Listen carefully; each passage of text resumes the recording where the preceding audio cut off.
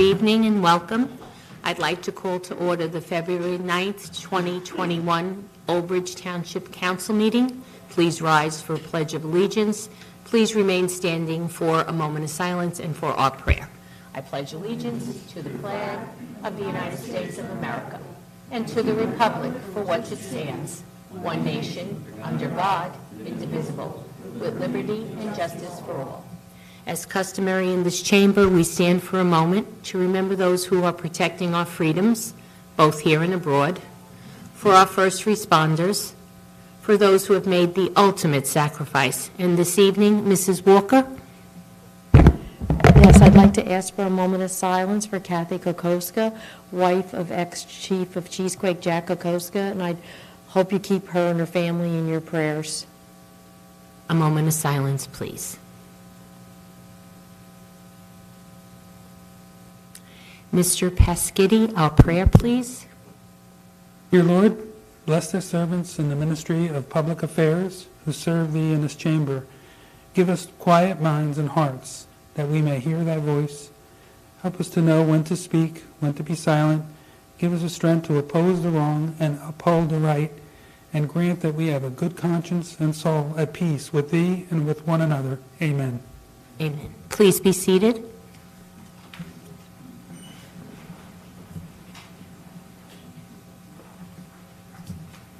This meeting is being held in conformance with the Open Public Meetings Act. Notice has been given to the newspaper, and notice of the meeting has been posted in public places. Next open public meeting of the council will be held on February 23rd, 2021 at 7:30 p.m. Ms. Brown? Here. Thank you. Mr. De Palma? Here. Dr. Greenberg-Belli? Here. Mr. Merwin? Right. Mr. Murphy? Here. Mr. Pasquitti? Here. Mr. Rizzoli? Here. Ms. Walker? Here. President Sohor? Here. We have 9 present. Good evening, everyone. We'll begin with presentations. We don't have any, correct, this evening? No presentations Okay. tonight. So then we will go forward with proclamation certificate recognizing February 2021 as Black History Month. Mayor, good evening.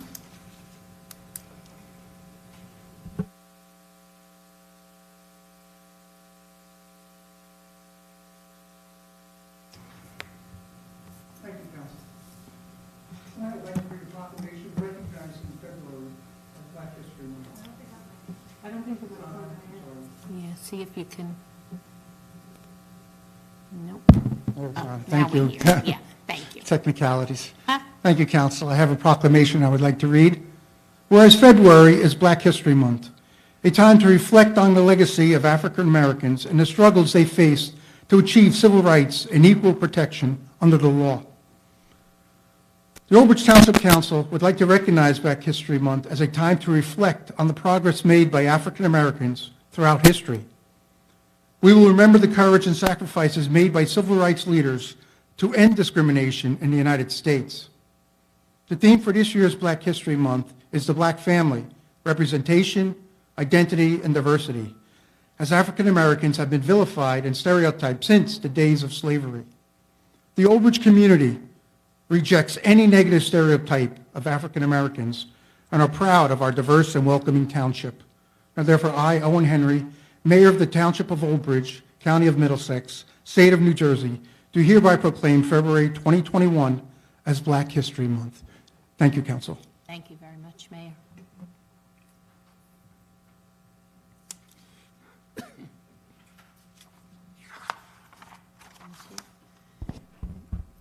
Next will be mayor's appointments by executive order, an action to be made by the mayor of the Township of Old Bridge, appointing members to the Municipal Alliance.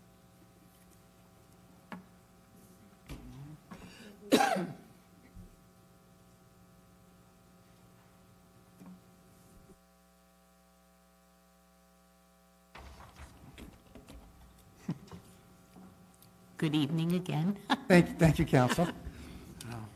Yes, I prepared an executive order for the mayor of the Township of Old Bridge, Middlesex County, pursuant to Section 5-10 of the Code of the Township of Old Bridge, to hereby appoint the following members to the Old Bridge Municipal Alliance for the prevention of substance abuse, for the terms as indicated. And council, it's a very lengthy list. It's executive order. I will provide you with the list as opposed to reading the many, many names that are on this list. Okay, We'll thank you provide very with much. the- Yep, And I thank everyone for their thank you very contribution. much, Mayor. Thank you. Thanks.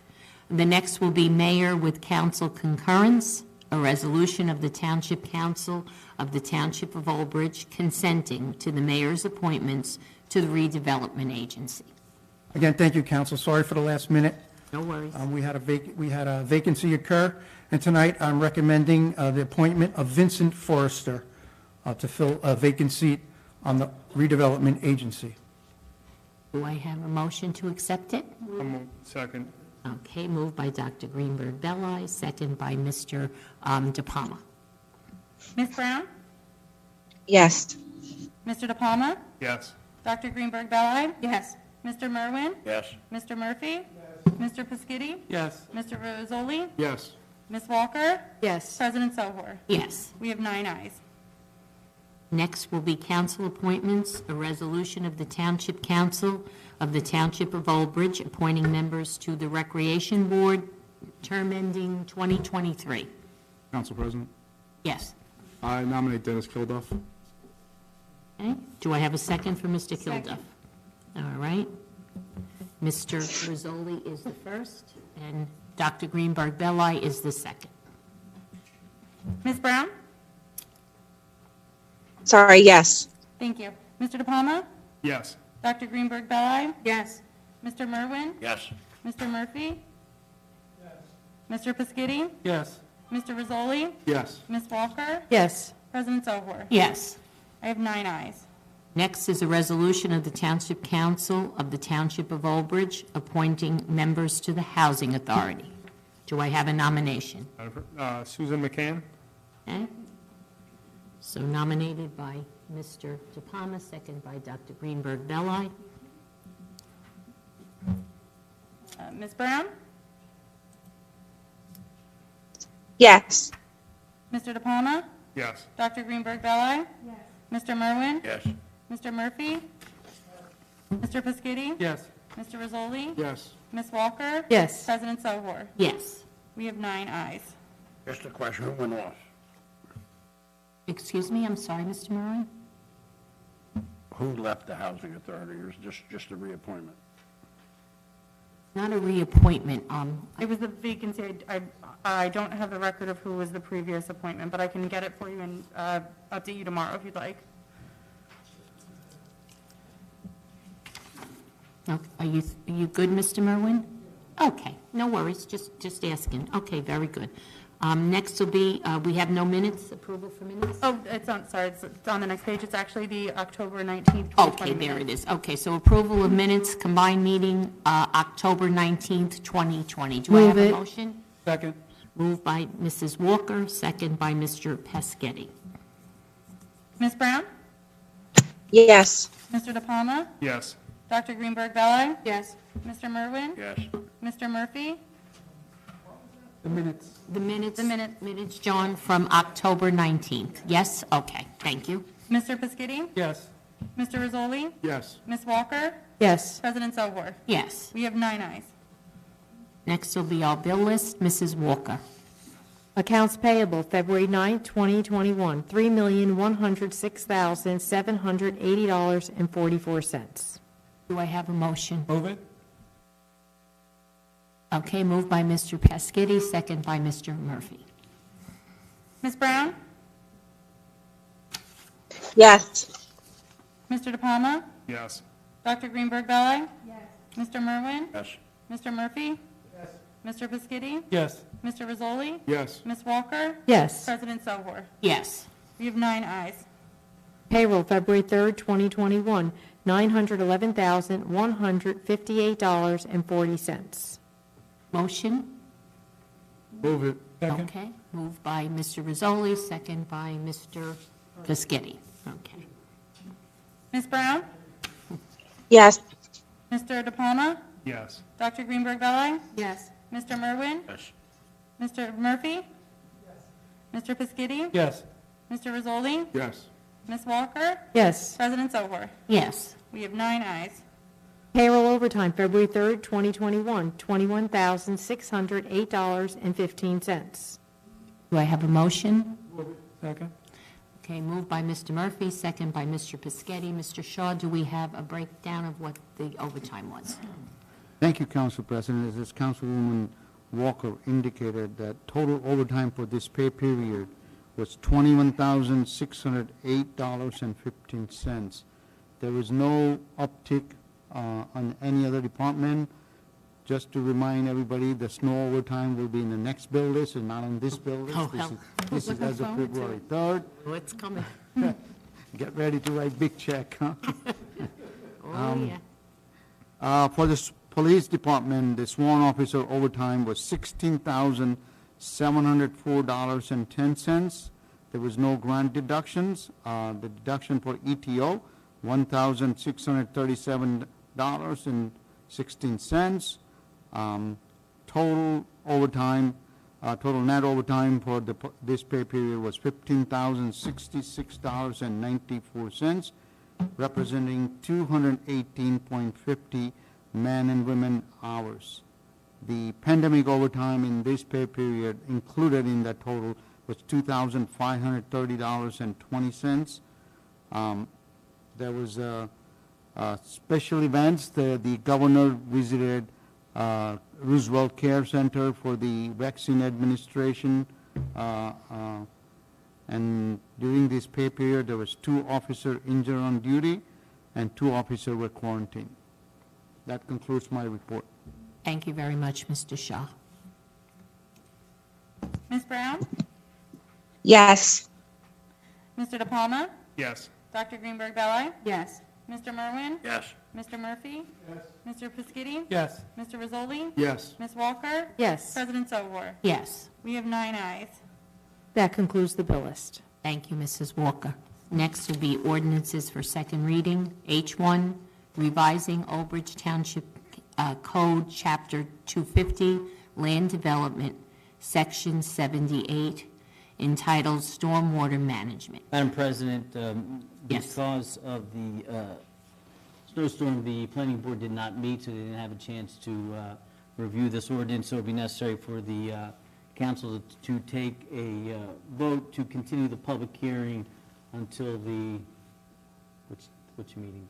23rd. Okay, so the board meets. February 23rd meeting. All right. I'll make a motion. A motion by Mr. Rizzoli, second by Dr. Greenberg Belli. Ms. Brown? Yes. Mr. De Palma? Yes. Dr. Greenberg Belli? Yes. Mr. Merwin? Yes. Mr. Murphy? Yes. Mr. Pischetti? Yes. Mr. Rizzoli? Yes. Ms. Walker? Yes. President Sobor? Yes. That's 9. Okay, next will be H2, bond ordinance providing an appropriation of $900,000 for various improvements in and by the Township of Old Bridge in the County of Middlesex, New Jersey, and authorizing the issuance of $855,000 bonds or notes of the township for financing part of the appropriation. I need a motion, and then we'll bring it out in a Move it. second. Second? Okay, moved by Mr. Rizzoli, second by Mr. Pischetti, and I will now open it up to the public. For instructions, this is public comment on our ordinance, H2, our bond ordinance. Public comment at this time is limited to the bond ordinance and is subject to our public comment limit. If you would like to make a comment on this ordinance and this ordinance only, please raise your hand in our Zoom session. The call-in number to our Zoom session is 929-205-6099.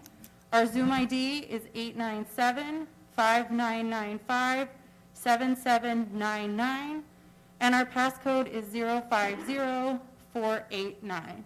Once you're in our Zoom session, you can raise your hand by pressing *9. From your Mac or PC, you can press Option or Alt-Y, or in your phone or computer app, you can choose the option for raise hand. We will give the audience 1 minute. Do you want to do 1 minute? 1 minute to raise their hand before moving on.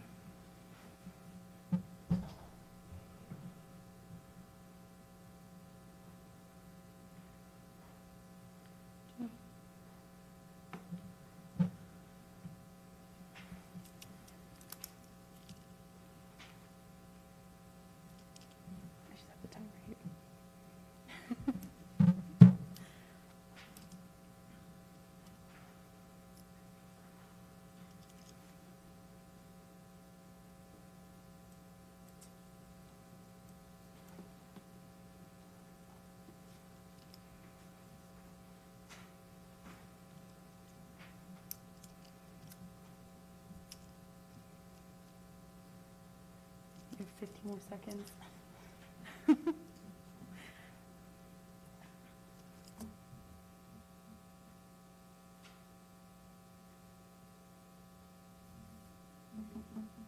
Public comment has been open on this ordinance for a minute with no indication for public comment to be made. We can close public comment.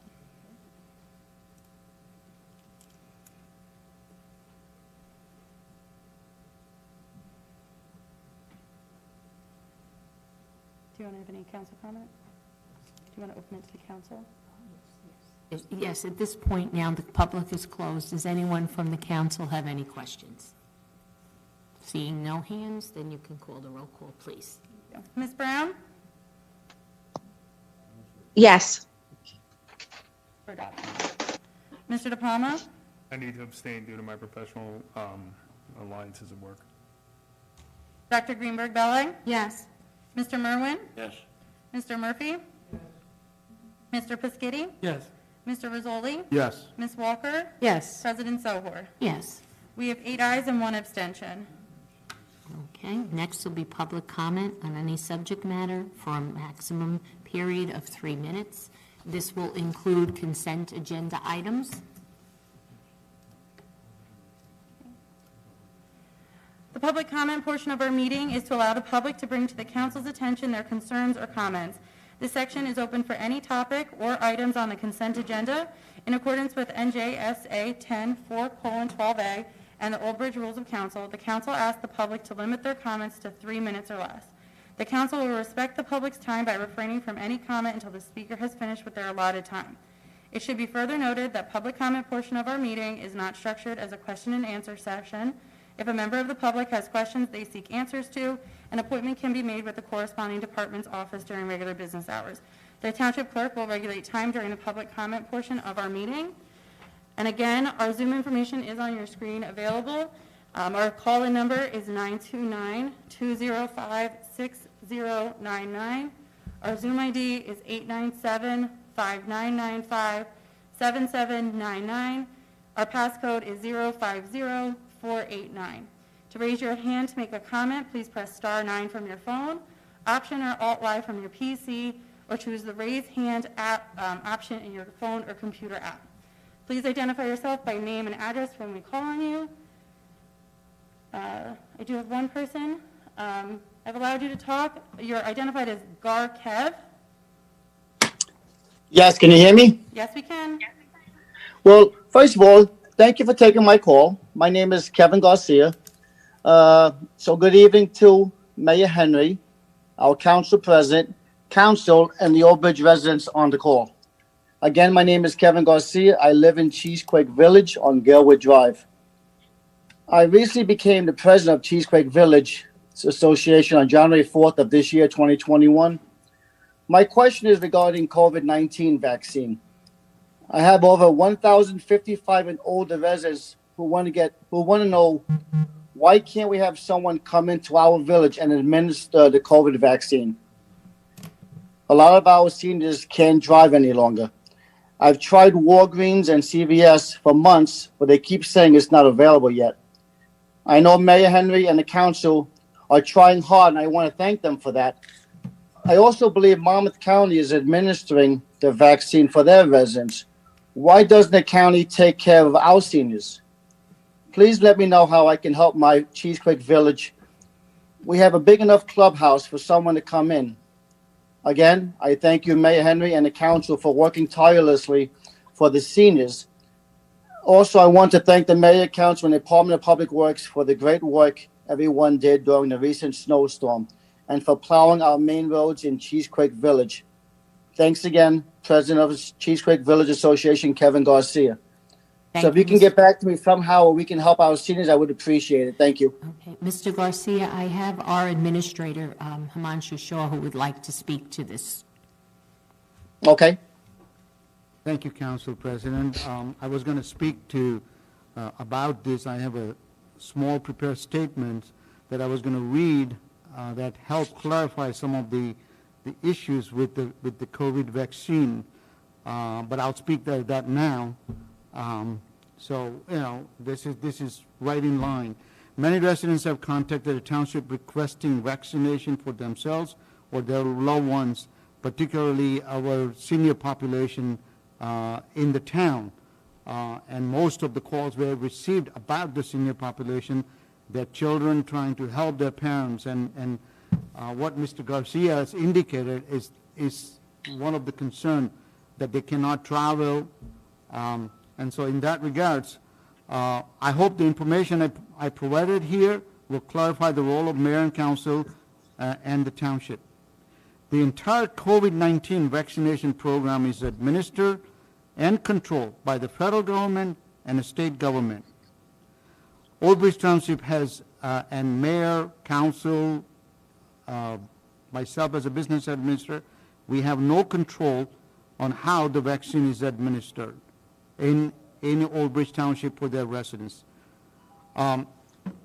Mayor has been, I have been, the council has been contacted with the Middlesex County, with the county repeatedly on the both state and the county official to open a vaccine center in Old Bridge and we assured to provide facility and logistical support, but according to county, entire township is not a strategic location for the county to set up a vaccination station in Old Bridge. That's the response so far. We haven't given up trying. We're going to continue to try. This was a similar response, if you recall, we made for the vaccine testing, for the COVID testing site. Ultimately, township, with the help of Board of Education, took it upon themselves, and we're still providing a testing on Wednesday afternoon and Saturday morning, weather permitting, to our residents. That program is still going, and it was created by Township and Board of Education, not by state, not by county. Although they kept telling me that they are going to have mobile testing station coming in town, but they still haven't arrived. Old Bridge Township has a contract with Middlesex County for health services within the township for many years. So we have a shared service agreement to provide health services, including pandemic-related services. And Middlesex County is responsible for the administration of vaccination program in Old Bridge. In fact, that was, I was reminded by state official of that this morning when I was on the call.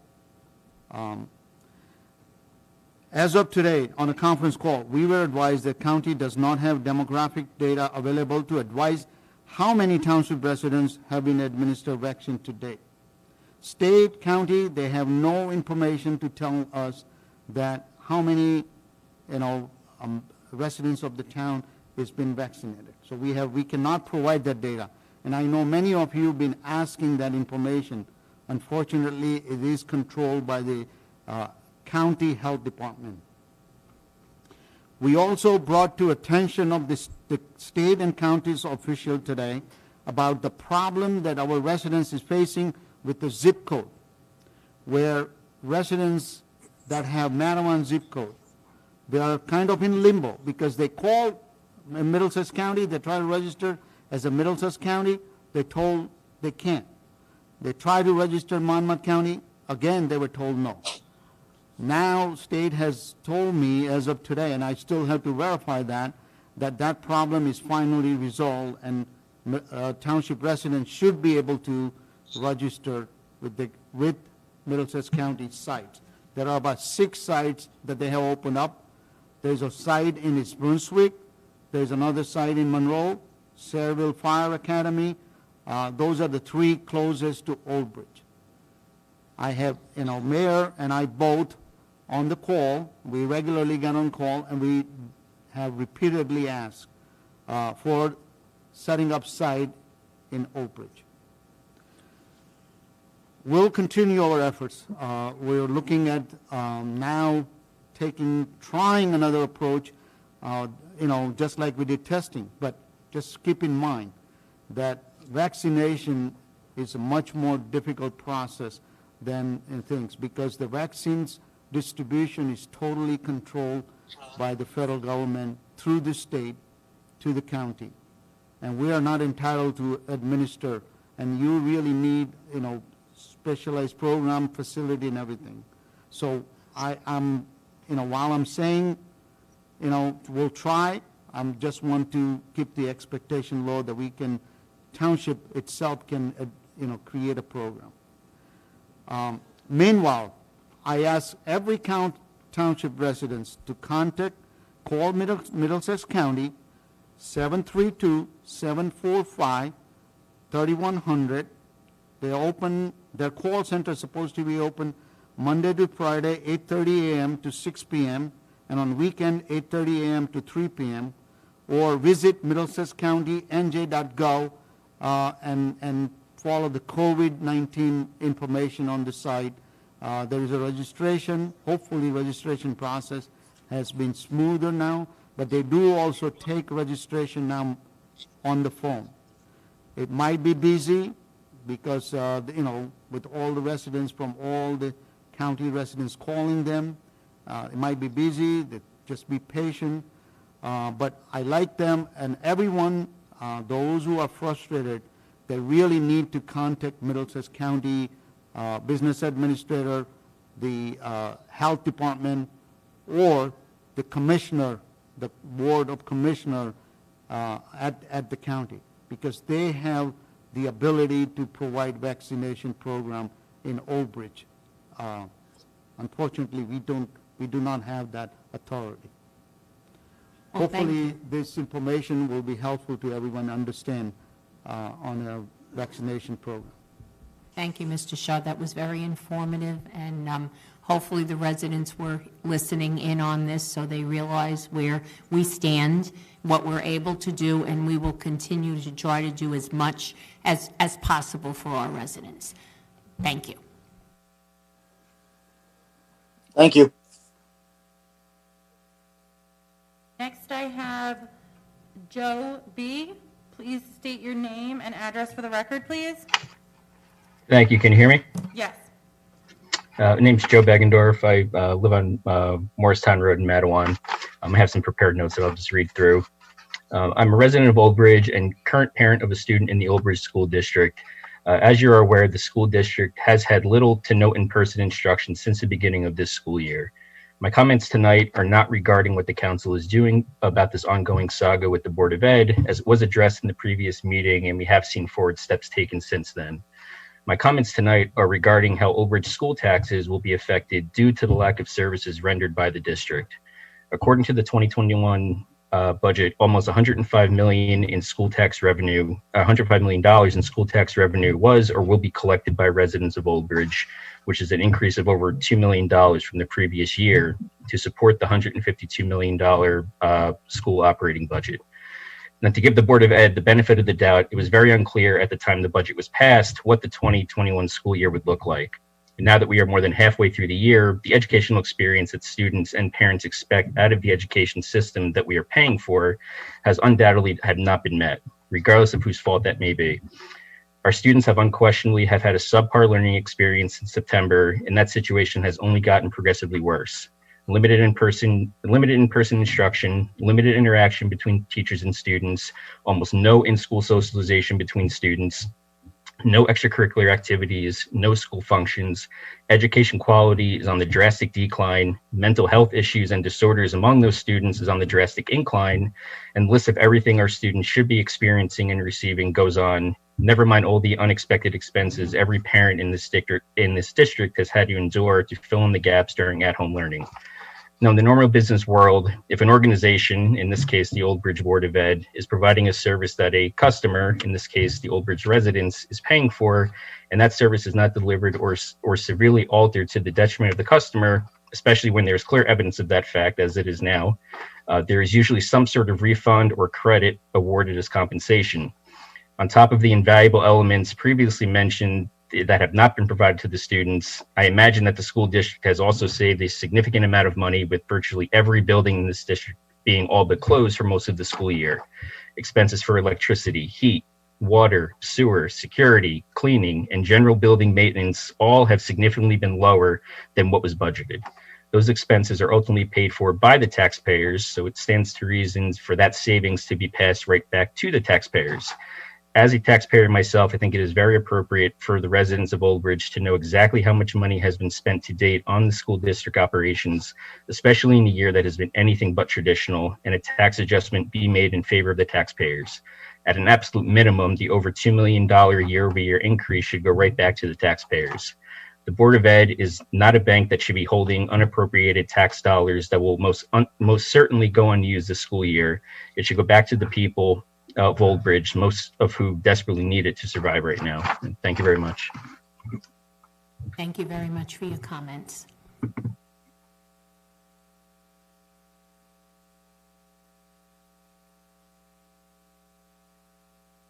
Next, I have Kevin Borsili. Please state your name and address for the record, please. Good evening, Kevin Borsili. I'm from the Saywood South section of Old Bridge. I want to start by saying thank you to those council members that have been out there to fight for our students to get them back into the classrooms where they belong, learning in a classroom with their teachers. It's been very difficult for parents, particularly for the students. Many of the students in this district are struggling.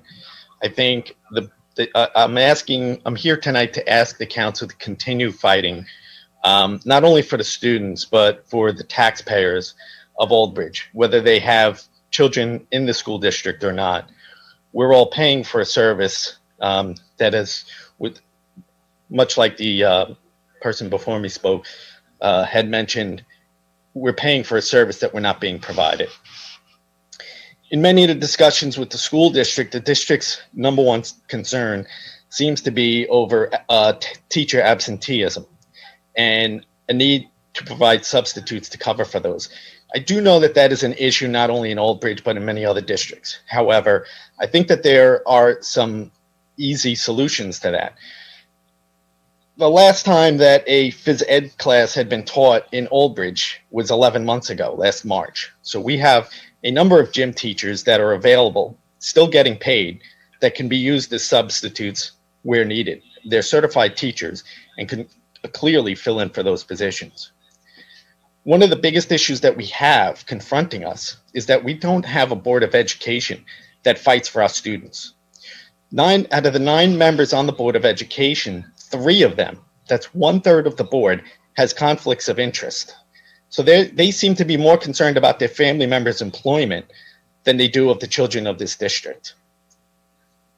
With that said, I think that the council, I'd like to see the council step up and fight to get these Board of Ed elections moved back to April, where I believe that more educated voters are coming out and voting, and additionally putting the budget back into the hands of the voters.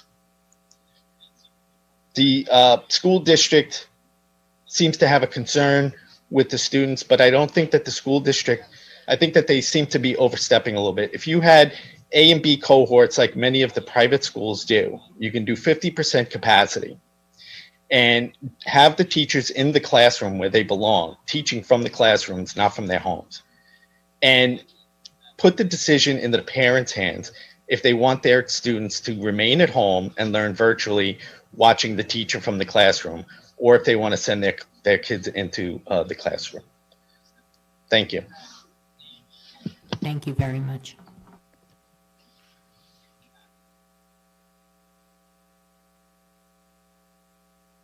Next, I have Matt Morgan. Please identify your name and address for the record, please. Yeah, Matt Morgan, Greenwood Road in Old Bridge.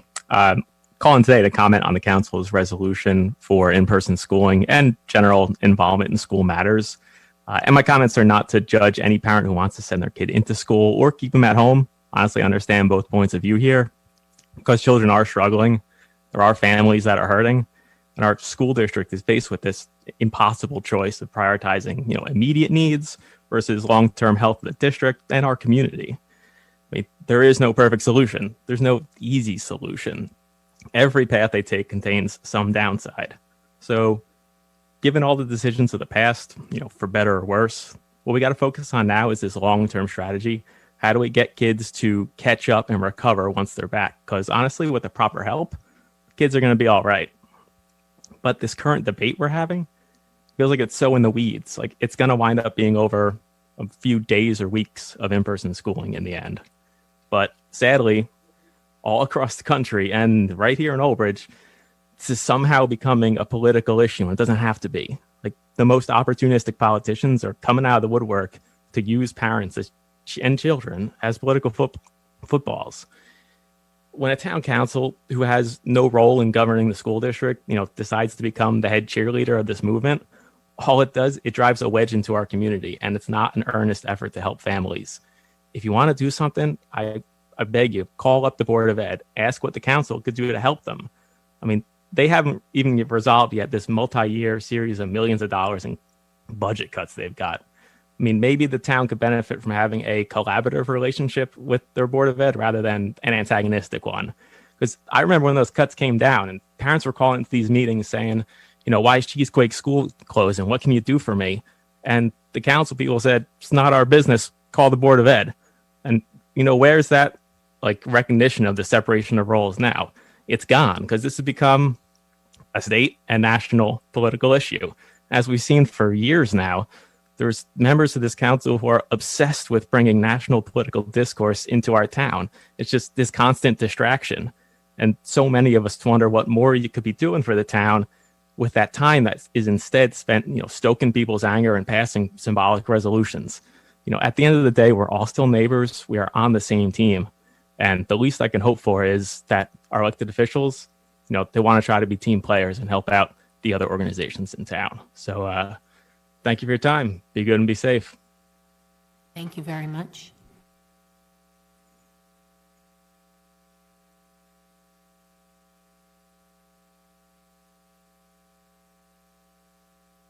Next, I have Anthony Diamorin. Please state your full name and address for the record, please. Yes, my name is Anthony Diamorin, 15 Rodex Circle, Edison, New Jersey. I'm actually in the process of moving down to Old Bridge. I was at that rally, and first of all, I want to thank members of the town council and the administration who showed up at that rally a week and a half ago or 2 weeks ago. If the Board of Ed wanted to work together, there would have been a member of that Board of Education, would have came down there, heard the concerns and the complaints of these parents. These parents want to be back. They want their kids back in school. It's clear as day, and there is no voice for these parents. And if you were at that rally, you would sincerely see the concern and the worry that they are having for their children. And these children are regressing. And there is no playing politics. If they were playing politics, I'm telling you right now, members of the Board of Education would have been down there and defending their position. The fact of the matter is these schools need to be open. They know they need to be open. The NJEA, the union, and everybody else that is involved in the union is keeping this process from basically opening up. And I got to admit, it's nice to see members of the town council when other elected officials who don't step up, and I'm talking from the state level all the way down to the local level, who don't step up, don't speak up for these parents, and don't say anything. I don't have kids. I don't have children, okay? But many of my friends in Old Bridge, they have children, young kids. They want their kids back in school, and if members of the Board of Education would have showed up at that rally, would have listened and heard their concerns, all right, and instead of what they do instead is they go on social media. I see what goes on. Everybody sees what goes on. They attack other elected officials in town. If they would do their job, these schools would be open. There would be a plan in place, and there is not. And it is a shame that I hear members of the other members of the community. It sounds like let's be honest.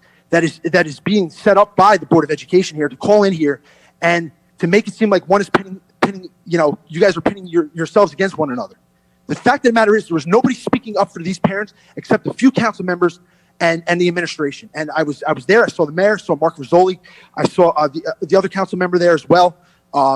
They deserve credit. And yes, they are not part of the Board of Education, but they represent these people as well. Okay. And if the Board of Education wants to work together, they should be reaching out. They should come up with a plan. And unfortunately, you know what? That has not happened. It sounds like they want to put a plan together. But when there's nobody speaking up and there's elected officials in your town that I'm going to be a part of very soon that are speaking up, I'm telling you right now, it makes me me proud to be a part of your town. Somebody who's speaking up for the better good and giving these parents a voice. And I want to thank those members who showed up. And again, thank you and kudos to those parents. Thank you. Your 3 minutes is up. Thank you very much. Thank you. Thank you. Next, I have Leonardo Marchetta. Please state your full name and address for the record, please. Hello? Hello? Hi, can you hear me? You're a little low, sir.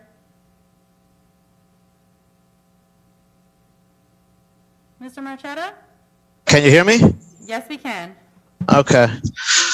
Hi, how are you? My name is Leonardo Marchetta, and I reside in Society Hill. Hello? Yes, you can speak. We can hear you.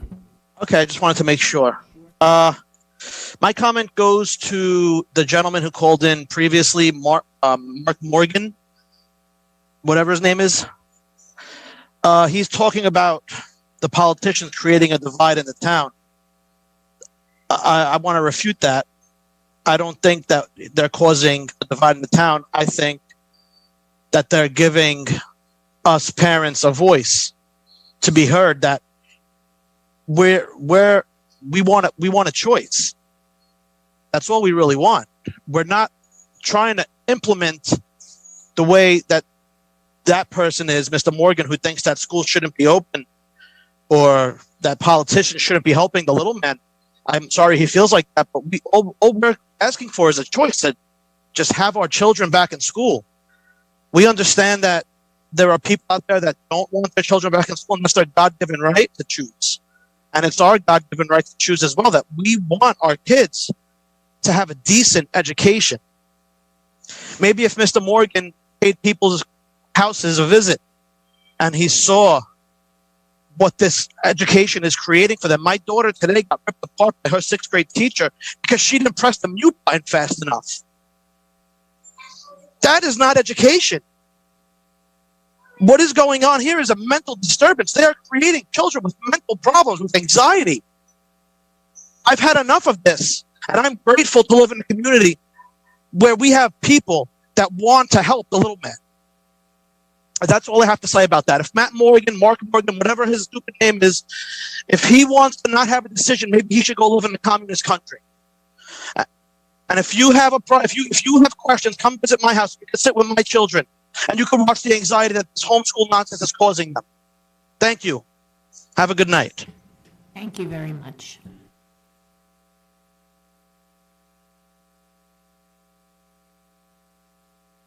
Next, I have Keith M. Please state your name and address for the record, please. How you doing, Keith McIsaac? I live in Sayrwood South. I just have a little statement. Dear council members and Mayor Owen Henry, I believe we are in a crisis in Old Bridge, and I am not talking about COVID-19. I'm talking about our children's welfare and well-being. Our children need 5 full days of school, not 2 4-hour days. I am asking the council to consider suing the BOE or the teachers union to return our children back to full-time school. Obviously, the motion passed at your last council meeting went nowhere or fell on deaf ears. I appreciate all the council's members' efforts for passing that motion.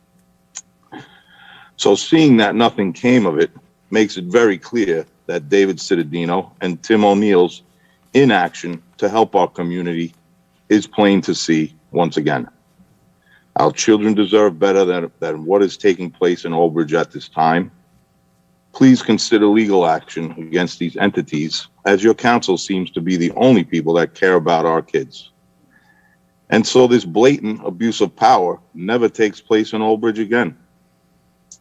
I'm also asking that you consider moving the BOE elections to April 2021, so we can get some people on the board that actually care about the kids and not their own political gain. This is a national issue now, so I ask that our council steps up for the children of Old Bridge once again. And yes, as a retort to Mr. Morgan's statement, you know, he's entitled to his opinion. And if he knew that almost all parents went to Citadino and asked him all these different things, which we already did. And there's no cooperation on that end. So what do? You have to go somewhere else to seek the help that you need. So, in closing, you can see who is in the community's corner and who is not, and who is just driven by political and whatever aspirations they have or whatever they have going on. And they're just taking it out on our children. And I think all us parents are fed up. So please consider these two things I mentioned, and we can get our children back in 5 days. Thank you very much. Thank you very much.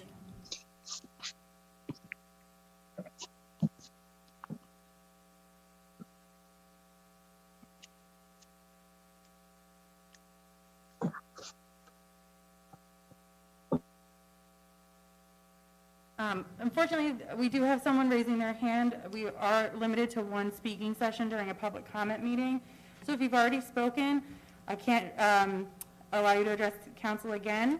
I apologize for the confusion. We do have another speaker. Nina Jackinowitz, please state your name and address for the record, please. Nina Jackinowitz, West Greystone Road. First of all, you know what? I don't understand what it takes for your organization office to actually properly post the correct meeting, but you have it all wrong. I literally had to go to somebody on another page to get the right thing, which was on a parent's portal. Second, but more as important, so people who are trying to call in can't even figure out what the heck is going on. That's first. But more importantly than that is this. 6 out of 10 parents said no to schools, to public schools, sending their kids back. That is the facts, okay? It's really sad that the council sits there and drones on about 4 out of 10 of us, but 6 out of 10 of us are terrified. I just spent $300 and dropped it off to a family in Old Bridge, food, medicine, and everything else. The whole family, all 7 of them, have COVID. Okay, you folks don't even open your own meeting, this very meeting, to the public, and yet you want to open the public schools 8 hours a day for our children to be exposed to COVID, to teachers to be exposed to COVID, to administrators, to families when those children come home sick from other children bringing COVID to the school, but you still will not open up your meeting right here for 2 hours to parents and other people who are really tired of a closed meeting. Woodbridge has your meetings open to the public. Why don't you? When you start opening up your meetings, maybe perhaps the Board of Ed will be able to do something similar. But until then, the schools need to stay closed. By the way, I think it's up to about 160 dead people in town from COVID. How many more need to die? How many more? I'm just wondering how many more. And start wearing your masks. I'm tired of you guys coming to a council meeting and not representing what is supposed to be done. Wear your mask. Wear it. And by the way, announcing Black History Month, February, when you didn't even have a single thing in town for Martin Luther King Day is really, really sad. Very sad. Every one of us sits there and wonders how long it's going to take for this council to actually do the right thing. Well, obviously not this year. Last year it didn't happen. The year before. How many years do you have to be in council before you actually represent your community? And by the way, Holocaust Remembrance Day, January 26th, some of you should have remembered it. None of you did. Thank you very much. Have a lovely evening. Wear your masks. I hope you don't get COVID. Bye. Thank you.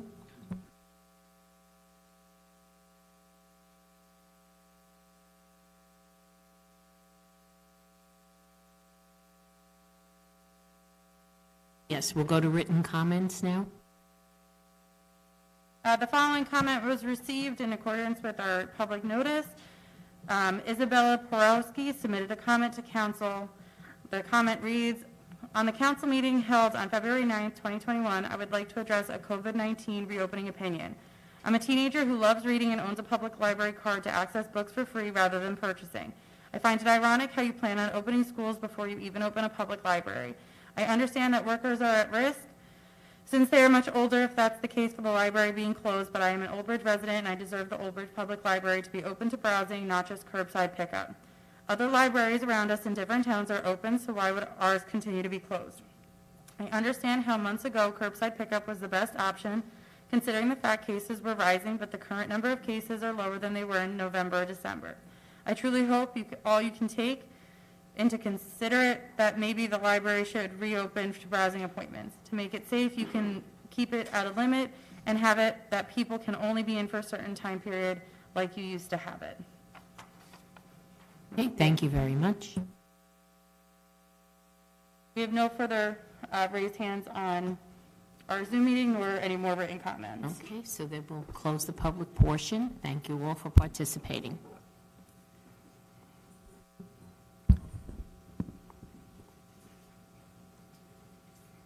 Next will be our consent agenda. I'd like to take a motion in a second, and then I will ask for separations. Move it. Second. Moved by Mrs. Walker, second by Mr. De Palma, and now separations. Ms. Brown, do you have any separations? Can you come right back to me? I was actually reviewing it. So, but for this minute, no, I might have one though in a minute. I'll come back to you once we get through everyone else. Mr. Thank you. I DePalma? appreciate that. No problem. No, I do not have any. Dr. Greenberg-Belli? No, thank you. Mr. Merwin? Mr. Murphy? C8. Oops. Any others? Mr. Murphy? All Mr. Murphy? Just C8? Right.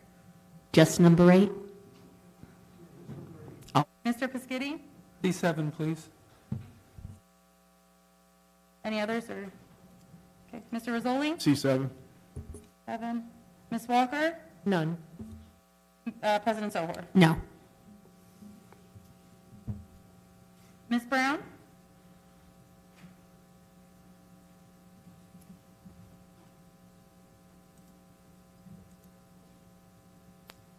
I was trying to unmute. Thanks, Gabby. No, I don't see any to separate. Thank you. Okay, thank you. So just C7 and C8. Council Please, President. yes, the balance, then you have a motion in a second, correct? Yes. So Ms. Brown?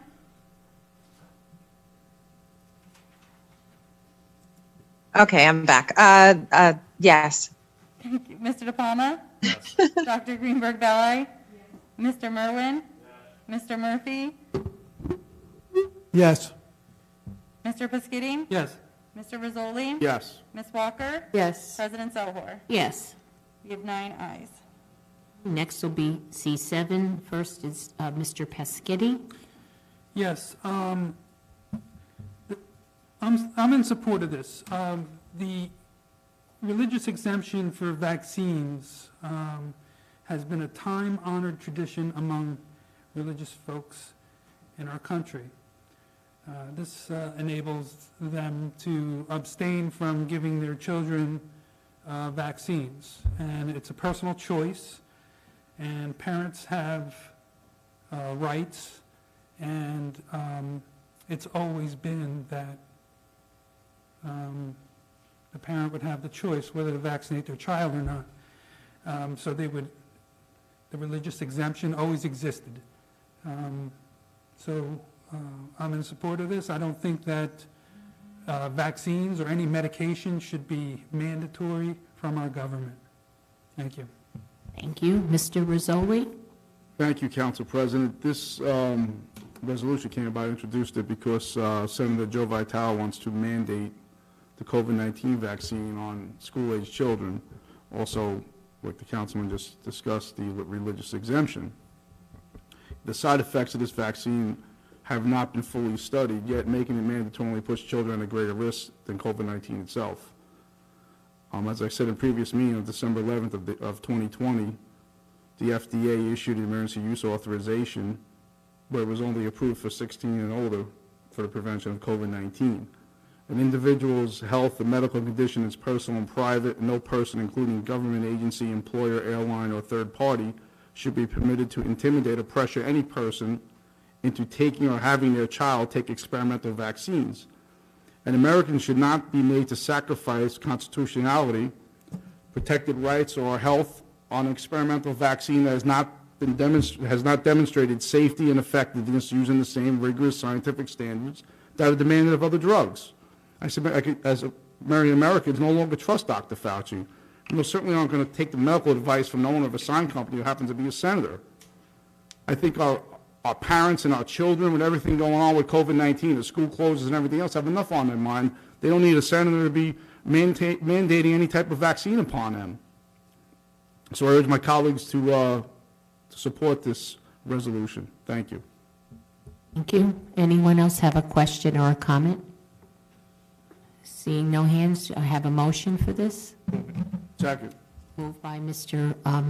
De Palma, second by Mr. Rizzoli. Ms. Brown? Yes. Mr. De Palma? Yes. Dr. Greenberg-Belli? Yes. Mr. Merwin? Yes. Mr. Murphy? Yes. Mr. Peschitti? Yes. Mr. Rizzoli? Yes. Ms. Walker? Yes. President Zohor? Yes. We have 9 ayes, President. Next will be C8, Mr. Murphy. Yes. First of all, I just want to say that for some reason, myself and another councilman were picked out and said that we did not support the children going back to school. Well, I couldn't make that on that day for the protest because I was laid up in bed for 4 days. The other person has a very good idea, but has a very good reason that he wasn't there too. I'm not going to get into that right now. I'm pretty sure I know who this all came from, and I'll have to take care of that myself. I feel the students should be back in the classrooms 5 days a week, 3 days at home and 2 days at home, 3 days at home and 2 days on virtual is ridiculous. That will just confuse the kids. That makes the teacher, when it's virtual, it makes the teacher have a 12 to 14 day at home, because every time a student gets kicked off or something, they have to wait for that student to come back. I feel it's way overdue. I feel that the children should be in school 5 days a week. The only people we're hurting are actually the teachers now, because they don't even have COVID pay anymore in New Jersey. They have to take their own time. And it's horrible for the parents, and the worst of all, we're destroying our kids' lives by doing this. And I will be supporting it when it comes up. Thank you very much. Anyone else? Mr. Peschitti? Yes, I'm an advocate for private schools, and I'm sure most of you have heard my stories before. What bothers me is that, people talk about science deniers. I mean, if you look at the facts, the pure facts, this COVID, although, look, my heart goes out. A lot of people have passed and got really sick, including my son. My son got it, my daughter got it. So, it's not like it doesn't exist, but the recovery rate is 99.6%. That means everyone that gets it, 99.6% recovery rate, and children really don't get it or carry it, according to the CDC. I mean, you look at their website, and it seems like, it's just like science deniers. It's like, look at the science. Why are we acting based on our emotions instead of the facts? We really got to look at the facts. So I'll be supporting this. Thank you. For anyone else that wishes to be heard, Mr. Merwin, and then I'll, so you. At the last meeting when I proposed this resolution, I may have been a little out of hand when I suggested that the Board of Education get off their duff. The Board of Education is a group of residents that ran to run our Board of Education, and they're probably doing the best that they can. I could see no political reason that they would have for keeping these schools closed.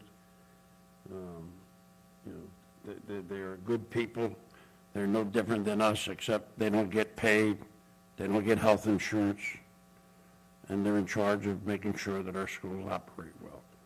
So I'm sorry if I disparaged the members of the Board of Education, and I am supportive of this. I'm going to continue to support it. We would love to see the schools open. We want them to open up safely, and that's the biggest thing. So I think we're seeing some movement towards it, and I will be supporting it also. Thank you. Thank you. Mr. Rizzoli, I believe? Yes. Well, first off, for two members of the Old Bridge Democratic Committee to call in here and try to make this into a political issue is absolutely ridiculous, and trying to say it's a national issue. This is obviously a local issue. We were contacted by the parents. Regardless of whether any member of this council has anyone in the school district, for anyone even insinuate and make that statement, it really says a lot how they're unfit to serve in any capacity in this township. The reality is we represent the people. We realize we were elected to represent the people and defend our children. If someone has a problem with the fact that I'm speaking up, or any other member of this council speaking up to defend the children, I don't want your support. Okay, that's what this is all about, being an elected official, defending residents. When residents aren't being defended by others, they came to us. And let's clarify that. And for people who called in here tonight, who are also using Facebook to try to incite people to attack myself, Councilwoman Greenberg-Belli, you should really look in the mirror before you start making these national accusations. The reality is our Board of Education is a statewide issue and a local issue. Residents came to us. I sat back and listened to the stories and heard the anguish in our parents' voices, and we're now taking a stand on that. And if the Board of Ed and members of the Board of Ed would put more energy into reopening as opposed to calling members of council ridiculous names on social media, we probably would be in a 5-day schedule. So let's channel that energy and put it towards helping our children. And for the county committee who are trying to make it a political issue, it's really disgusting and disgraceful. Thank you. Ms. Brown had also wanted to speak. So, Mrs. Brown?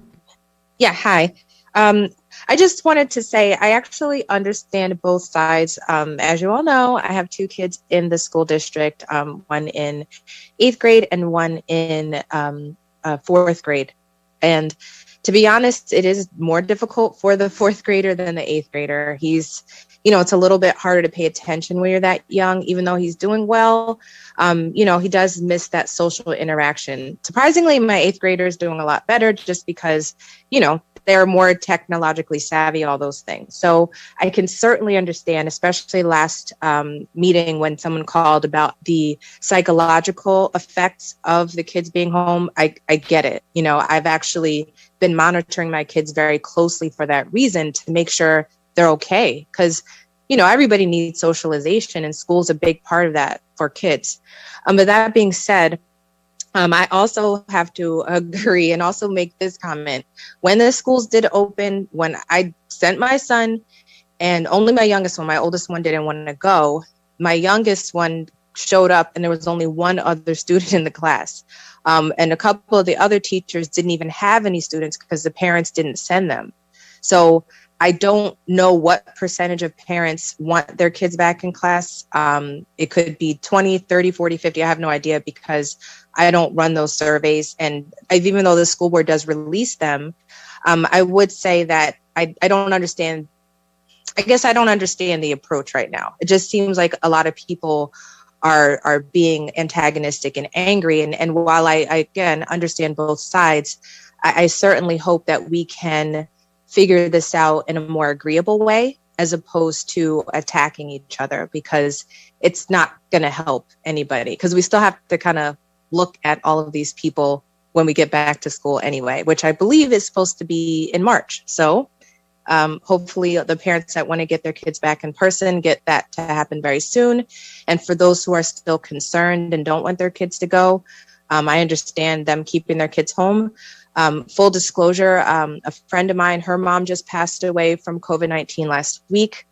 My uncle just passed away from COVID-19 a few days ago. And I could go on with friends of mine who have family members who have passed away. The list is quite long, so unfortunately. So again, I understand both sides, and I just hope that there can be a very a more agreeable way to approach this situation going forward. Thank you. Mr. De Palma? Yes, thank you, Council President. So my support for this is not for any political reason whatsoever. This is not a political issue. This is a mental health issue. So for all the folks that are out there that think that any one of us, inclusive of me, is supporting this for any political gain is incorrect. There are a large number of children that are suffering, right? Suicide rates have jumped up since COVID-19 has risen in our country. And that's not something that we need to take lightly. There are many children that require that hands-on experience with their educators in school. It's almost one of the most important things in their development. Some of them can get the help that they need, eventually learn and be able to function by themselves, which is great. We've had almost a year now that our students have not been in school, with the exception of a couple of weeks in October. Our children deserve to be in school learning, and our parents deserve to have the opportunity to make the case of whether they want to keep their children home or not. Now, I've said it before, I have one child that is in school now, and I have one child that's in pre-K. My child that's in pre-K is in school every single day, all day, and there are no cases coming out of her preschool. My third grader did go to school. She will be going to school on March 1st when it opens. She sits next to me every single day in my office at home. I'm lucky enough that I'm at the point in my career that I can stop what I'm doing to help her and help her technology issues that she's having, help her with some of the work that she's doing that maybe the teacher is assisting another student, that I'm able to step in and help her where it's necessary. Many of our parents and many of the folks that I've spoken to that were either at the rally or folks that have just reached out to me separately, they don't have that ability to just stop what they're doing in the middle of their workday and assist their child for 15 minutes, 20 minutes, or even 5 minutes. That's why we need our students to go back. Teachers are doing the best they can at home. I know this. Some teachers are afraid to go back, and that's okay. Some teachers want to go back, and that's okay as well. My wife is a teacher in New York City. My wife goes to school every single day, right? We need to have a more balanced approach to the school closings. To jump and close the entire district because of one school that might have some cases, I feel is irresponsible. I think we just need to be able to think this through, get our children in, get the children, especially the children that need the help, in school as soon as possible. Obviously a high school student and a second grader have different needs. High school students probably can do this just fine. A second grader, a third grader, all of those younger students, they need as much help as possible in learning. And they're not only learning multiplication and division and addition, they're learning social skills that they're going to need for the rest of their lives. And a lot of these students are not able to do that because of the interaction that they're in. That's why I'm in support of this, not for any political issue. I'm in there because there is a mental health issue that is happening throughout this country, and our students need the help, and the teachers are the folks that do it. Day in and day out over the past 40 years of my life, I have seen teachers, whether it was people in my family, now my wife, go the extra mile to help their students. And all of the teachers in our district go the extra mile to help their students. They're doing the best that they can, but they can't do what they can do in person over Zoom, over Microsoft Teams, for many, many reasons. Our students deserve better, and that's why I support this. Thank you. Thank you. Anyone else like to speak? Dr. Greenberg-Belli? Yes. I think everyone understands the severity and the gravity of COVID-19.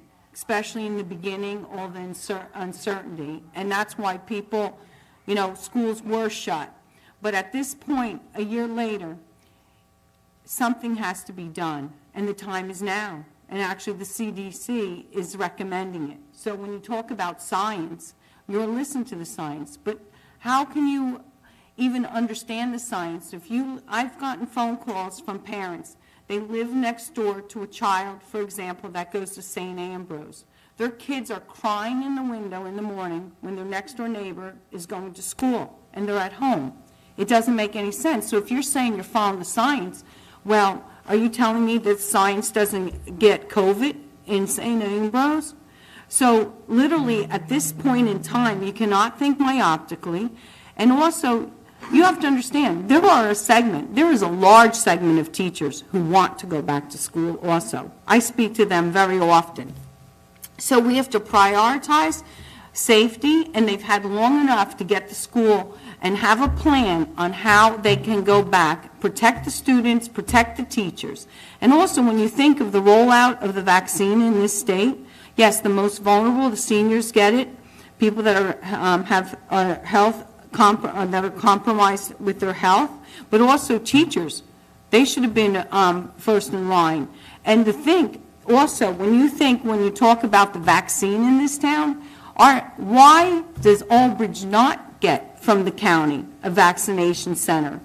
How can you say that East Brunswick, Perth Amboy, South Sayreville, Monroe, Woodbridge, Edison, but the numbers that we have in the population in Aldridge, it raises a question. Why? Why not? So that is alarming to me. Is the county playing politics? Are they picking and choosing who's getting vaccination sites?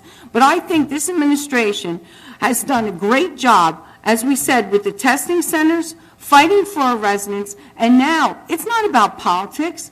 It's about doing what's right for your citizens and residents. And yes, parents were fearful in the beginning. They did keep their kids home. But now, a year later, you see what is happening to these kids. You see them, not only, you set them back from learning, you don't have the interaction with the teacher and student when they're on the computer. They cannot recognize that these kids are failing. I hear horror stories all the time. Yes, there are those exceptional ones, but don't we want to help the ones that need it most? Isn't that what you're about? Helping those that need it most? So I think it is time to get back to school, and hopefully it will happen, and hopefully it will be successful, and hopefully everyone will be safe. I think that's what we all want. But to let it go on and then people yell at us saying we're getting political or are making these false statements all the time, let's be serious and identify a problem, figure out a reasonable, rational approach to resolve it, and let's get on with life. Are you willing to say that COVID's going to keep you home for 5 years, 10 years? Not me. I'm not going to get back the last year that we had. People weren't with loved ones. But people are seeing the results, what it's doing to their kids, and they are not progressing in the manner that they want. The parents are frustrated, so we have to find a way to resolve this. And I'm sure that they want to get back in school, the administration, and get kids back in school and be functional. There's only a window of time when you have social behavior at certain ages, you miss that, you're affected for the rest of your life. There are serious consequences to this. But right now, we have to be sensible and reasonable and be responsible and act now. This has been long enough. Thank you. Anyone else like to speak? Mrs. Walker? Yes, I'm definitely going to be supporting this. This is not a political issue. This is about our parents and our children. I received numerous phone calls and letters from parents. They're very frustrated. A lot of them work, and it's so hard for them to help their children, and they have multiple children in different grades, and it's very difficult. I know, like in Sayreville, if you don't want to send your child to school, you don't have to. You have the option. Maybe we could do something like that. And as far as the vaccinations, I don't know if it's true, but I heard they're vaccinating the prisoners first. I think that they should vaccinate our teachers first. And it would be better, like I spoke to the mayor, if Aldridge would have been able to handle, each town individually handled the vaccine program. It would have been so much better and well run. And I think that everybody who needed to be vaccinated first would have been. Because if our teachers get vaccinated, a lot of the fear will be taken away. because they say the children don't really carry it as much. And for mental health, these children must get back to school. They've lost a year of learning, and I don't agree with the caller that said in a week they're going to be back on track. I don't believe that. I think it's a year lost. Plus, it's a year of socialization that they're never going to get back. And that's a big part of growing up, socialization. It's so important, especially at a young age, and we're never going to get that back. And we can't stay out 2, 3, 4, 5 years. We just can't. And I just hope that these vaccinations can move out a little quicker, and I just hope that life can get back to normal soon, and I'll be supporting this. Thank you. Anyone else? Okay. Mrs. Brown? Oh, hi, yeah. Just real quick, just a reminder that I heard a little bit of a push to move the Board of Ed elections to April of this year, so I'm a little leery about this conversation and why there's, again, a push for us as council who we didn't have any involvement with the budget when we were being asked to help and move money around and do some type of collaboration. Now that I think of it, as I sit here as an educated person, I find this a little ironic that I hear some grumblings of, oh, we need to move the election for the Board of Ed. So just want everyone to strategically think about this for a minute. But other than that, as I said before, I hope that this can be resolved peacefully and agreeably. Thank you. Okay, thank you. In closing, I'd just like to say that I also support the resolution. I've spoken with several parents as well, and this cloud of uncertainty has to pass. I agree with Mrs. Walker. Teachers should be given the COVID vaccine if they would like that, so that they have more reassurance. But I think we have to get back to what is somewhat, more normal. And there's so much that the parents are facing, issues that, are very serious. And this just adds to all this stress and anxiety. And I think it spills over into every corner of their lives. So I too will be supporting this.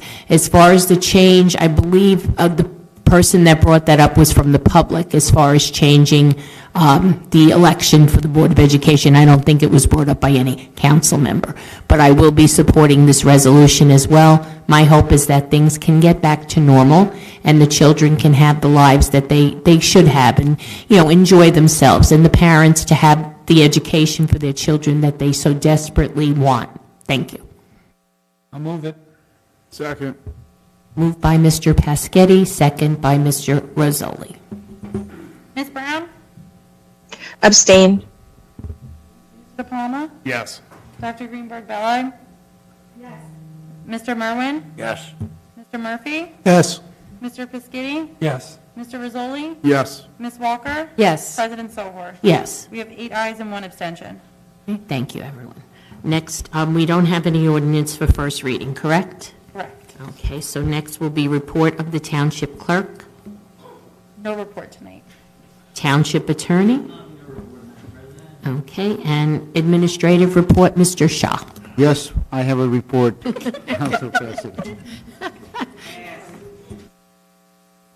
Thank you, Council President. Administrative report for February 9, 2021. Item number 1, Old Bridge Township and the Old Bridge Board of Education will continue sponsoring COVID-19 testing through February. Testing will be held at the Old Bridge High School parking lot on Wednesday from 3 p.m. to 7 p.m. and Saturday 9 a.m. to 1 p.m. Result will be received the following day of the testing via email. Residents who do not receive their result next day may contact Synergy Labs directly at 732-695-4700, and those numbers and that information is posted on our social media. Item number 2, Parks and Recreation is now accepting field permit application for the spring 2021 season.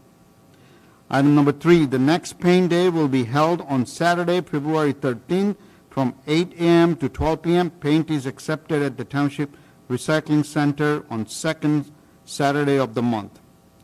Item number 4, Parks and Recreation Spring Program brochure will be available at the end of February with classes starting in mid-March. For information and to view the class offering, please visit oldbridge.com/recreation.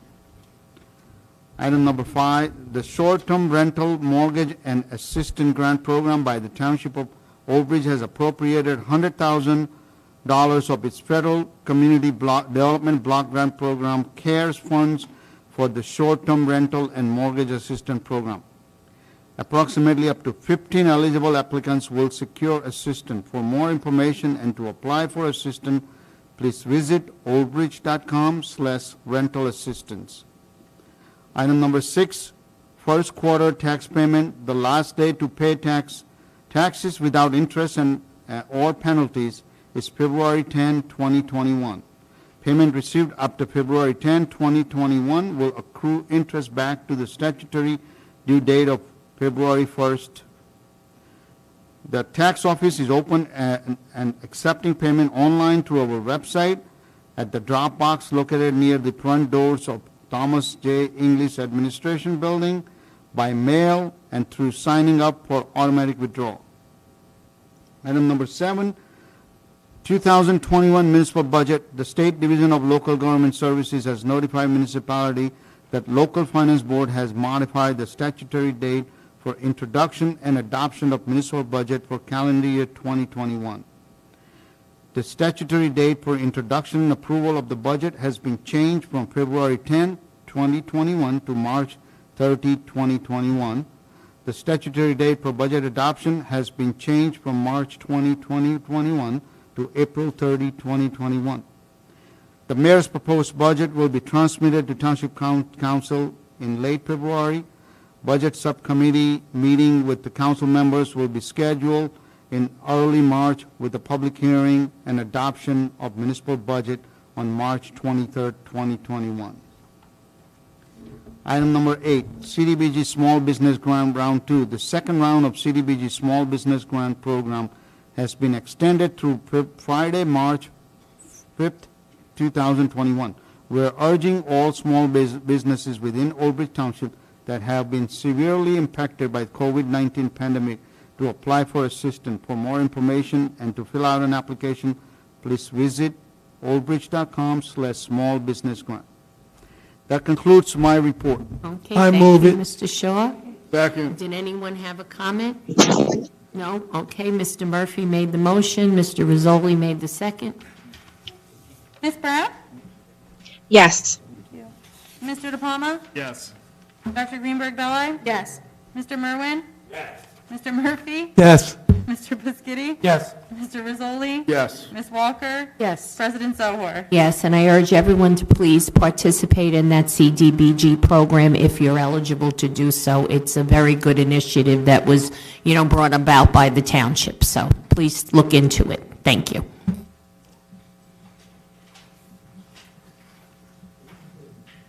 Okay, next will be council comments. Ms. Brown, do you have any council comments? I do, actually. So I thought that the proclamation, I think it was, or, declaration by the mayor was interesting. Possibly lovely, except, unfortunately, just words really don't do much in terms of recognizing Black History Month. And obviously, some of the statements you made about Black people not being treated fairly in society and how that still continues today, I find it quite, again, interesting that you could make that statement so clearly, but yet when I have said that those actions, or rather disparaging remarks, discriminant behavior have happened to me personally as a Black person during council meetings, outside of council meetings, I was laughed at. I was told that I was lying. I was told I was racist. And anybody in the public can actually scroll back to some previous meetings from 2019 and 2020 and see that. So, I do want to admonish, before we make these blanket statements about how much we love the diversity in our town and how much we realize there's so many diverse people here, I think we have to really back that up with action, because it's really obvious to people of color in this town that it's just talk and that it's not true. And unfortunately, they have not only noticed it, but they've felt the scourge of it. You know, they've felt how it is to be in this town and be a person of color and be treated quite differently. They've been listening to the meetings, heard the really, really disturbing remarks about immigrants and so many other people of color. And so I really want to make clear that we can put up as many declarations as we want. We can create a human relations committee. We can do all those things. But if at the end of the day, our actions are still not aligned with those words, if we don't actually acknowledge the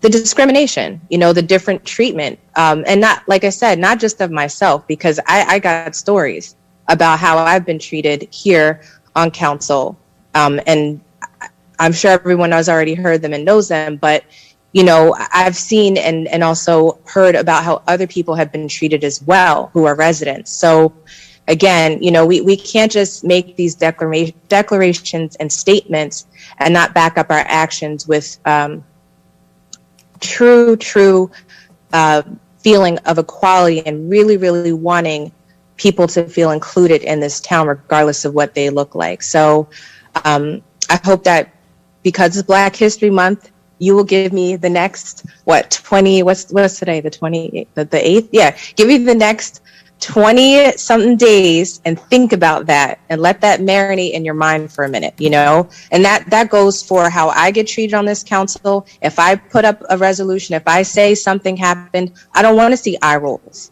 I don't want to hear laughter.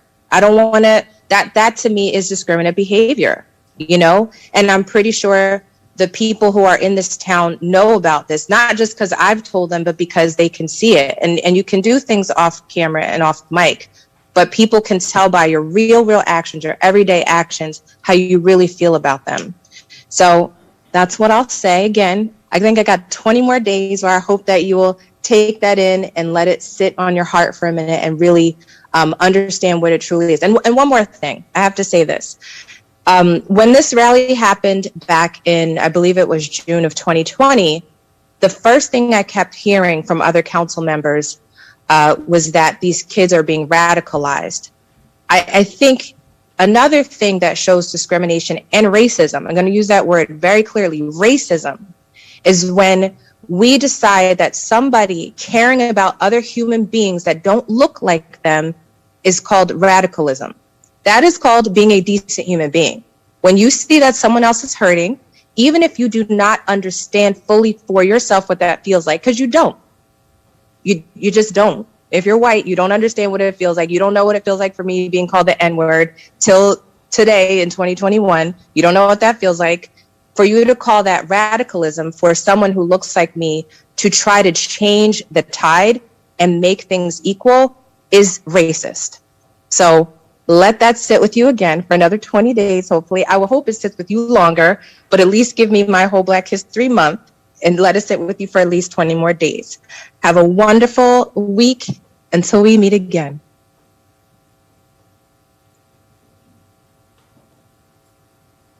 Mr. De Palma? Thank you. Just wanted to comment, I wanted to thank Kyle and his team for all the work on the storms and the next 2 or 3 or whatever they're predicting for the next 10 days. As I saw, I think there's a 3rd storm now predicted over the next the next week or so. So thank you, Kyle. I hope he gets nice and snug in his cot on the township grounds. Next thing, so last night there was a community meeting, the first community meeting for a proposed bridge over Route 516 in Lake Lefferts. So I spoke about this at the last council meeting. I just wanted to bring that up to everybody again. If you are concerned about it, if you want to hear more information about it, there is a website that hopefully Mr. Shara, if we can post it on the township page, I don't know if we can or not, just to go through what the proposed plan is. So it is a joint project between Middlesex and Monmouth County. There was representation from both our town, myself, as well as Nicole Shapiro from our engineering office, as well as some other folks under her, folks from Aberdeen, as well as folks from Matawan. So it's a big project. It's still 5 or so years out, but they are taking public comment at this point. I do encourage everyone to look at that, especially if you transverse 516 from Old Bridge into Matawan. I know that the detour that they're proposing is not the best, but I want to make sure that everyone understands of what is going there, what's going to happen. So please make sure that you go out to the site, and there will be another community meeting. They haven't given us a date yet, but as we get closer to that, I'll make sure that I comment on it. I had it. I don't have it with me. I'll get it for you, Dave.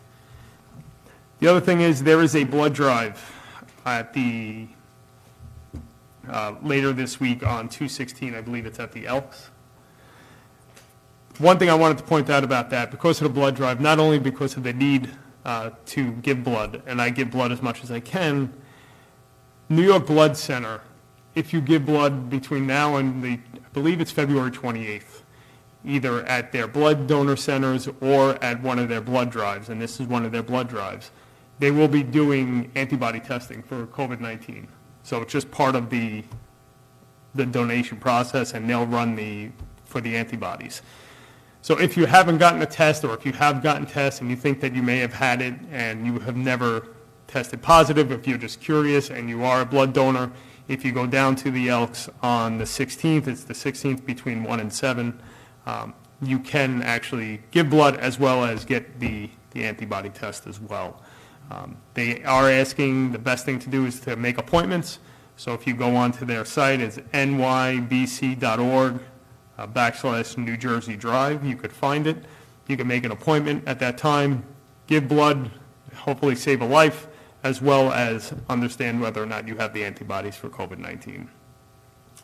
With that, those are all my comments. Just one thing, everyone, please be safe over the next week or so, especially if we have more snow.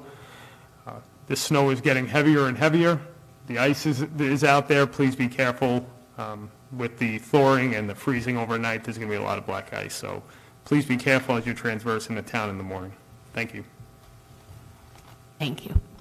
Dr. Greenberg-Belli? Yes. About what I'm going to say is a response to information that I think all the council was sent by the NJEA. So I did not solicit the NJEA. They solicited me by sending me their prejudice statement on January 7th, and it beckons a response. Once again, their hypocrisy is astounding.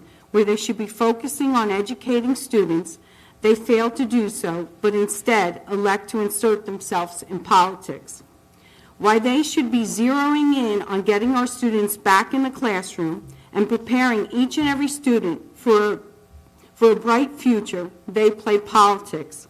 The NJEA essentially are a major donor to Democrat candidates. They are huge supporters and donors to Governor Murphy.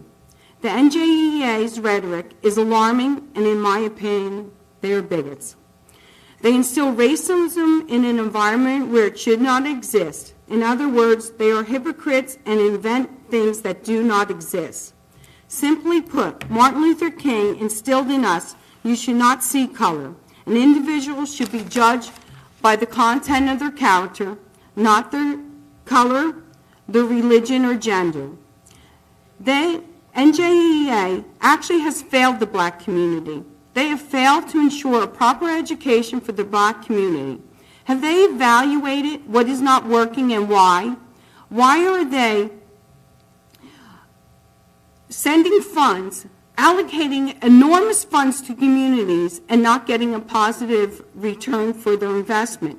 Have they not evaluated why it's not working? If I did my job and did not do it successfully, I would be held accountable. Why aren't they?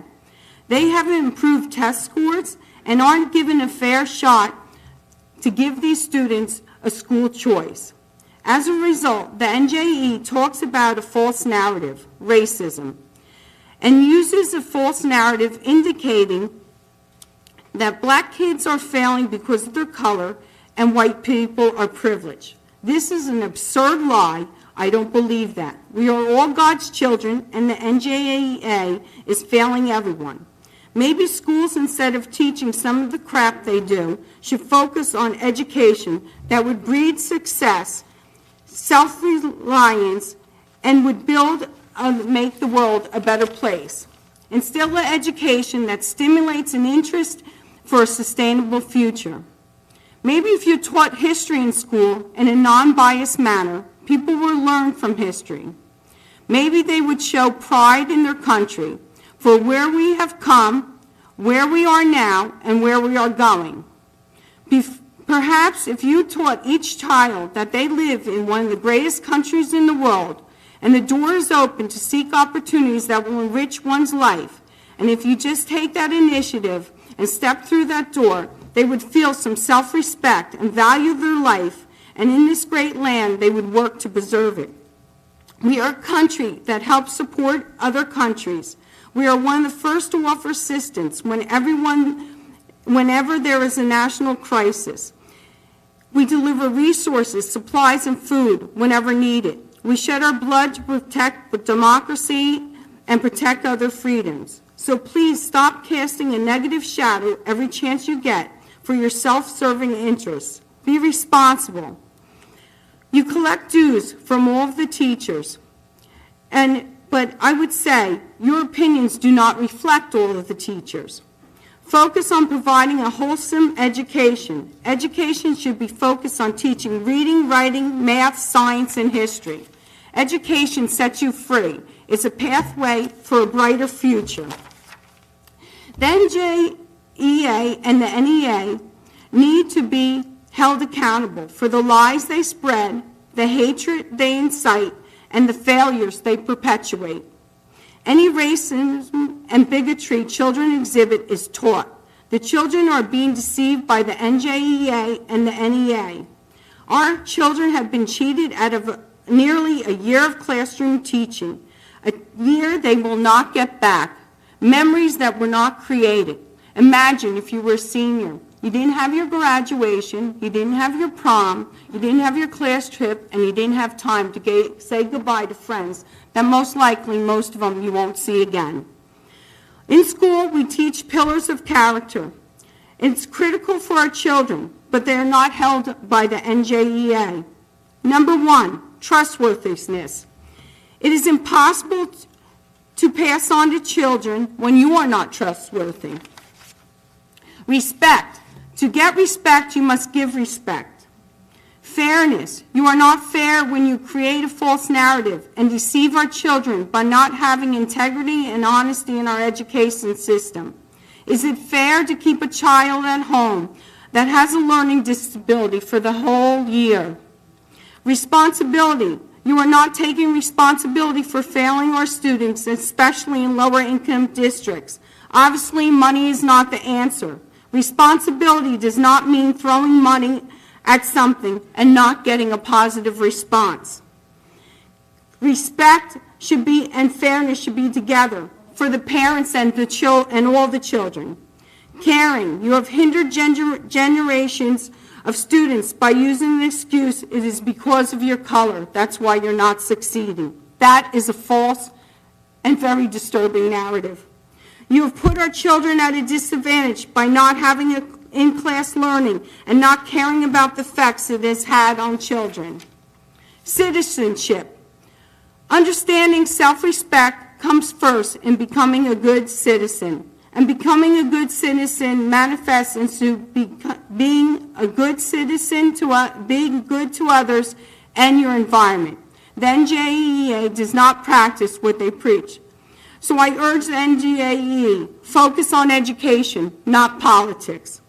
For a real shock, look up the salary and benefits the entire NJEA organization thrive on. Teachers deserve to be represented better, and children need to have a fair shot at life and success.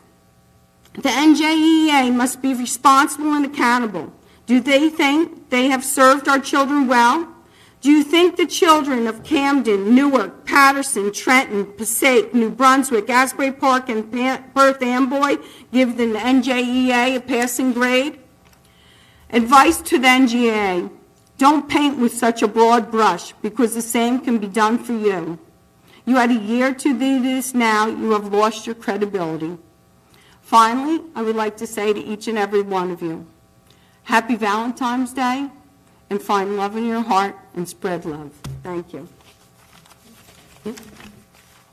Mr. Merwin? Yes. Everybody keeps stealing all my lines. I wanted to congratulate Kyle. He did a fantastic job down there. I know we're not going to have 100% of the residents agree with that, but they did a fabulous job with the amount of snow that we had. And people just don't understand that. They come by, they plow it, and then they get the plow wash, and they put it back in the street. And the plow comes back and puts it back. They get upset. But if you keep putting it in the street, it's going to keep coming back to you. You got to clear it away from the road.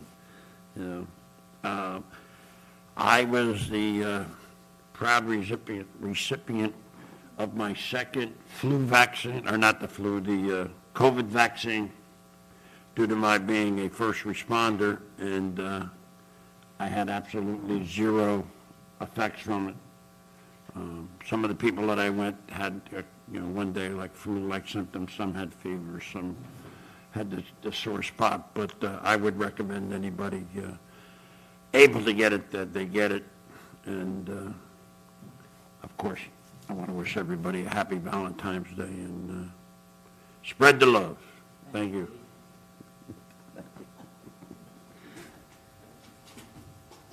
Okay, thank you. Mr. Murphy? As everyone knows, we just finished up a really, really tough year with COVID and stuff and other problems. I'd like to congratulate the council for doing what they could with that, and Hamachu for yourself. And I know we have our differences, Mayor, but like, I'm not a big fan of Brady's, but I give him all the respect. I'm doing the same thing to you. Everything came from you. It was passed down. You did a hell of a job. I mean, it was a bad year, but we came through it all together. Politics didn't even seem to play a big part in the council this year. And we worked together to do what we had to do. Hamachu, the snow, I have to thank Kyle and whoever else was out there. They did a hell of a job. I mean, there was a problem with some of the I was getting calls at the people that weren't from the town, and I told them, look, we can't just use the town. We don't have enough people. But other than that, it's been great. I like the updates. I don't see them updated like 3 o'clock in the morning. I go on. I figured you'd be in here telling me what's happening. But anyway, I just want to thank the mayor, the council, and Hamachu, and of course Kyle for all the work that they did. Thank you very much. Thank you, Mr. Murphy. Mr. Peschitti? Yeah, I too want to thank Kyle and all his guys. I've gotten a number of phone calls complimenting the snow plowing. One resident had an issue. He made a call to Kyle's office, and they came out and they rectified the issue. And in the second snowstorm, they did a fantastic job. So I was actually going to write an email and copy on it. So he deserves kudos there. Thank you, Good job. Council Member. I think the entire staff of Public Works, Parks, Maintenance Group work together, and that's important to recognize that now both crew works together for the benefit of the town, and as you can see the result. It's showing. Good job.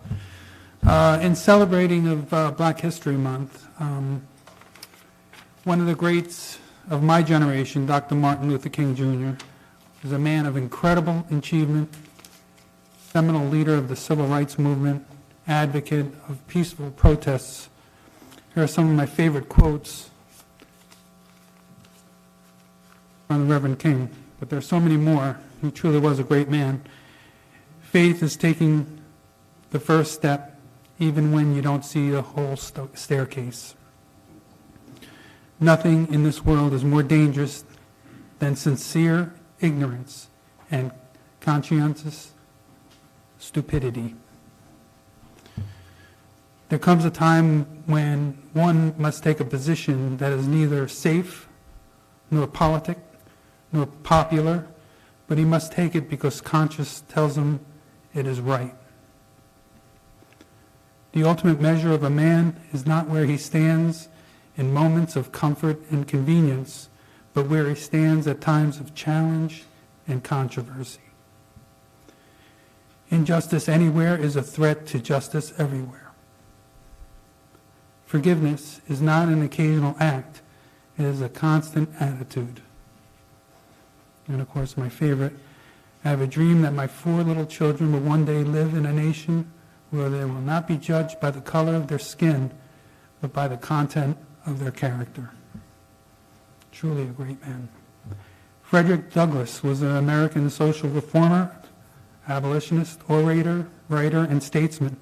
After escaping from slavery in Maryland, he became a national leader of the abolitionist movement in Massachusetts and in New York, becoming famous for his oratory and incisive anti-slavery writings. Madam C.J. Walker was an African-American businesswoman, first self-made female millionaire.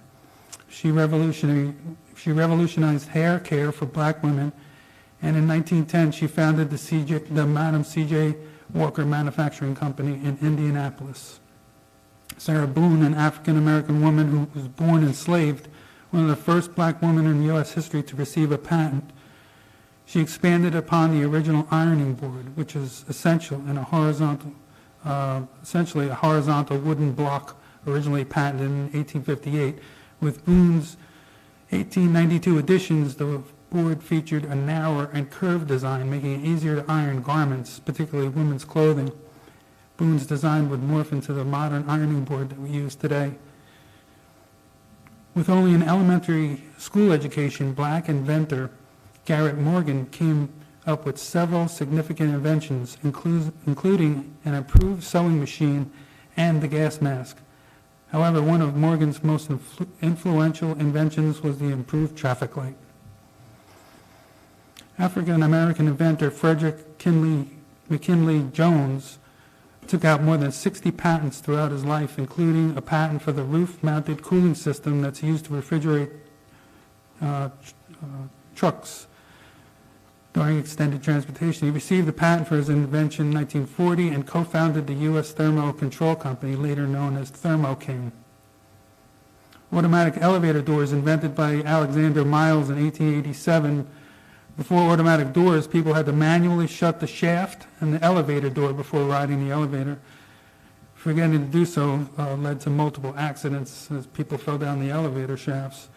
When the daughter of African-American inventor Alexander Miles almost fatally fell down the shaft, he took it upon himself to develop a solution. In 1887, he took out a patent for a mechanism that automatically opens and closes elevator shaft doors, and his designs are largely reflected in elevators used today.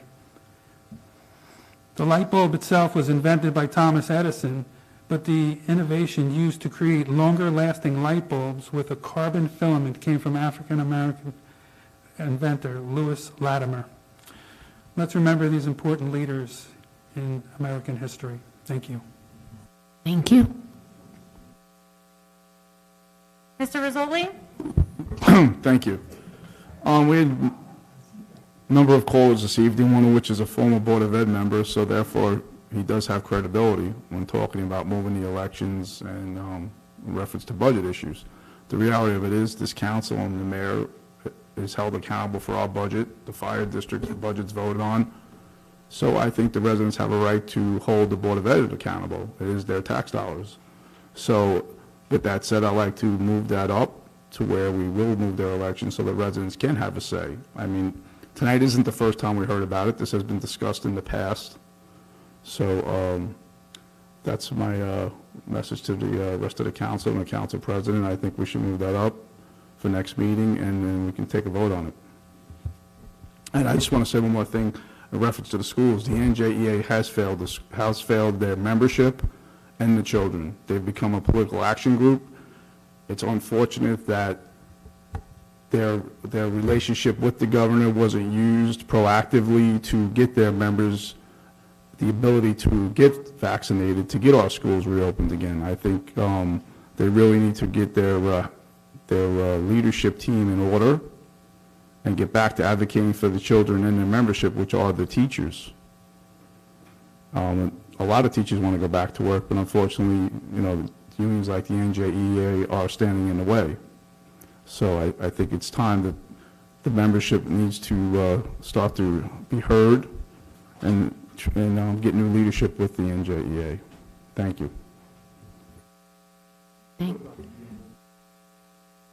Okay, so Mr. Rizzoli has asked us to consider putting that on for our next meeting, a resolution. Okay, you would like to do that, Mr. Murphy? Okay, and anyone else second? I guess you could take a straw poll. Right, that's what I'm saying. Who else? And not a motion in the sense of voting, but you said you'd consider it. Okay, and Mrs. Yes. Walker? Okay. Dr. Greenberg? Yes. Mr. Pasquetti? Yes. Mr. Rizzoli? Yes. Mr. De Palma? Yes. Mr. Merwin? And Mrs. Brown? No. Okay, and I would say yes. So,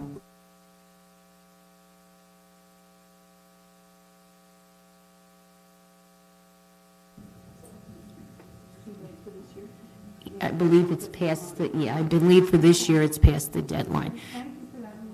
Mm-hmm. Roselli.